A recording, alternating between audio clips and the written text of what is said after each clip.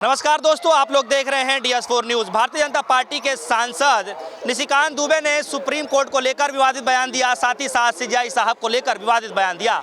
उन्होंने कहा कि देश के अंदर जो गृह युद्ध हो रहा है उसके लिए CJI साहब जिम्मेदार हैं और धार्मिक युद्ध जो हो रहा है, भड़काने का जो काम कर रहा है वो सुप्रीम कोर्ट कर रहा है। और जनता के बीच मौजूद है, जानकारी निकालने की कोशिश करेंगे कि निशिकांत दुबे जी के बयान को कैसे देखते हैं। क्या नाम हुआ सर? सर मेरा नाम ओजस अग्रवाल है। अग्रवाल जी बताइए, निशिकांत दुबे जी का बयान सुना आपने? जी बिल्कुल सुना है, बहुत ही गलत बयान है, असंवैधानिक बयान है, संविधान की मूल भावना पर हमला करता हुआ वो बयान है। और आप ये देख सकते हो कि प्रत्यक्ष और परोक्ष रूप से जो है भारतीय जनता पार्टी के प्रवक्ताओं, वक्ताओं, कार्यकर्ताओं हर बार वो जो है संविधान का अपमान करते हैं और यूं ही बच के निकल जाते हैं। ये पहली बार नहीं है कि उन्होंने संविधान का अपमान करा है, वो तो शुरू से करते आए हैं। आप जब संविधान बना ही था 1950 में, तब भी वो संविधान का अपमान करते थे। और अभी जो फैसला आया है, जो वक्फ कानून है, जो वक्फ कानून किस लिए सुप्रीम कोर्ट ने उसे निरस्त करने की तरफ एक कदम बढ़ाया है, क्योंकि वो अनुच्छेद 25 और 26 का जो है उल्लंघन करता है, और जिसके अंदर जो है सारे धार्मिक समुदायों को, अपने धार्मिक संगठनों को अपने हिसाब से चलाने का आज़ादी है। तो उसके अंदर जब सुप्रीम कोर्ट ने तीखे प्रश्न पूछे तो उसका उत्तर कोई CJI जो सोलिसिटर जनरल हैं मेहता साहब, वो कोई दे नहीं पाए, कोई आंसर इनके पास था नहीं। तो जिस तरीके से डीए आंक रहे थे कि भाई जो है वक्फ बोर्ड को जो है को हम अपने हिसाब से मैनिपुलेट करेंगे, सरकार की ताकत को उसमें बढ़ाएंगे, वो तो हुआ नहीं, क्योंकि सुप्रीम कोर्ट ने कहीं ना कहीं उस पर रोक लगा दी। तो इस बात से वो बिल्कुल बौखला गई है पूरी भारतीय जनता पार्टी। अभी तो सुप्रीम कोर्ट के पाले में गेंद है, अभी तो पूरी सुनवाई भी नहीं हुई है, अगली तारीख तक जो है समय दिया गया है। तो उससे पहले इस तरीके का क्यों नाराजगी? इसीलिए है क्योंकि उनको ये पता चल चुका है कि हमारे जो नापाक कदम थे, जो इस तरह का था कि हम किस तरह से जो है वक्फ की ज़मीन को हथिया लें। अब जब ये जो उनका मंसूबा है वो कामयाब होता हुआ नहीं दिख रहा है, तो उनके जो है उस पर पानी फिर गया है। और पानी फिरने से पूरी भारतीय जनता पार्टी के वक्ता, प्रवक्ता और जितने उनके समर्थक लोग हैं वो काफ़ी बौखला गए हैं।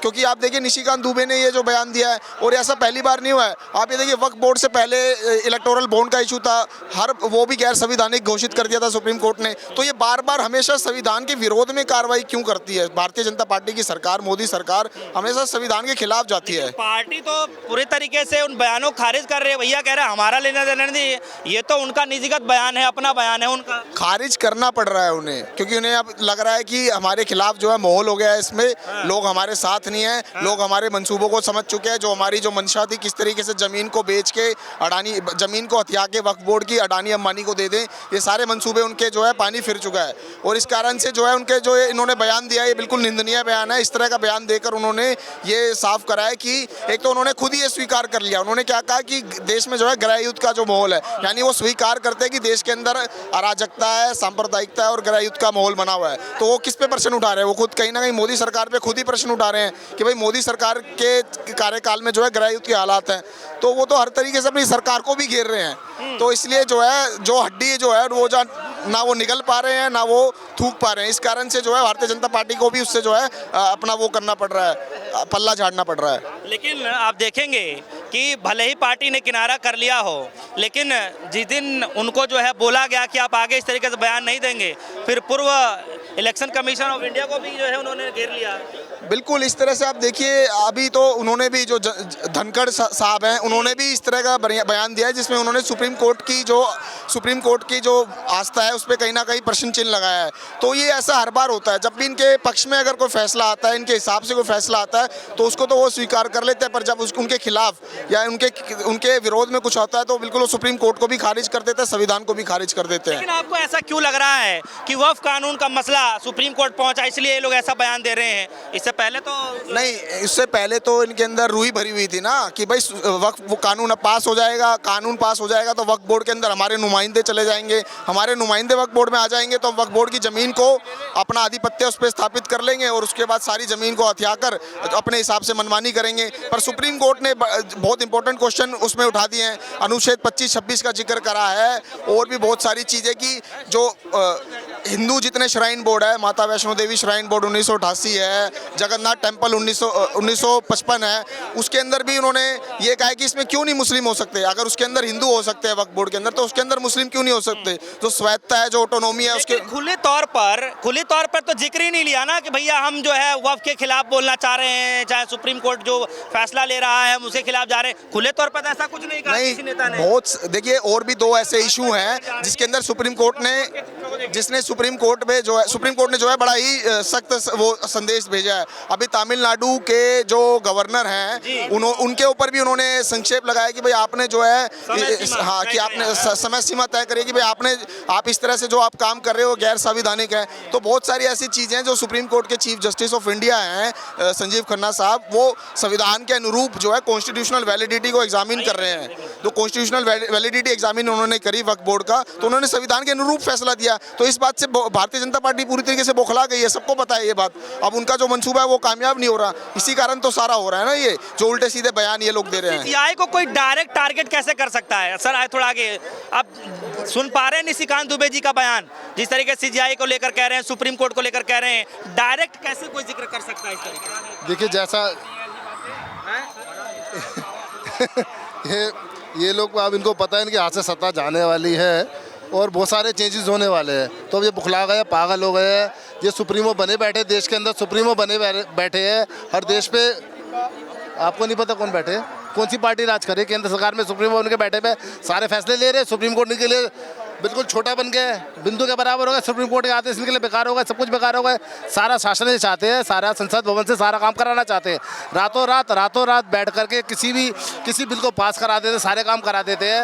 और किसने कराया? कौन से बिल पास नहीं करा रहे आप बता दो? सारे बिल रातों रात बैठ के पास करा देते। किसने? देखियो शशि इनका दुबे जी का जो भी है, पहली बात तो सत्ता को भंग कर देना चाहिए। ये अपने आप को सुप्रीमो बनना चाहते हैं, सुप्रीम कोर्ट के आदेश को मानना नहीं चाहते बिल्कुल। ये समझ लिया सिर्फ अहम आ गए लोगों के अंदर, वो बहुत जल्दी खत्म होने वाले हैं। न केवल निशिकांत दुबे बल्कि किरण रिजिजू ने भी जो बयान दिया है वो भी जो संविधान के खिलाफ है, और उन्होंने एक तरह से धमकी दी है सुप्रीम कोर्ट को कि कहाँ दी है? उन्होंने तो ये कहा कि एक दूसरे का सम्मान करना चाहिए। नहीं, वो ये कह रहे हैं कि अगर सुप्रीम कोर्ट इस तरीके से दखल देगा, उनका कहने का मतलब है कि जो सुप्रीम कोर्ट ने कार्रवाई करी है वो दखल दे रही है पार्लियामेंट की कार्रवाई में। अगर ऐसा है तो आप एक तरह से धमकी दे रहे हो सुप्रीम कोर्ट को। आप ये बताने का प्रयास कर रहे हो कि किरण रिजिजू जी ये बताने का प्रयास कर रहे हैं कि हम जो करना चाहे हमें करने दो, बीच में मत आओ, अगर बीच में आओगे तो हम तुमको भी देख लेंगे। तो इस तरीके का जो बयान किरण रिजिजू जी का जो बयान है वो गैर संवैधानिक है, संविधान के वो खिलाफ है, और इसके पर उन पर सख्त कार्रवाई होनी चाहिए, और उनको भी जो है इस्तीफा देना चाहिए, उनको भी इस्तीफा देना चाहिए। मामला कोर्ट पहुंच चुका है, और क्या लगता है कि इस पर क्या कुछ हो सकता है? अब देखिए सीजीआई संजीव खन्ना इस पे जो है निष्पक्ष होकर कार्रवाई करेंगे।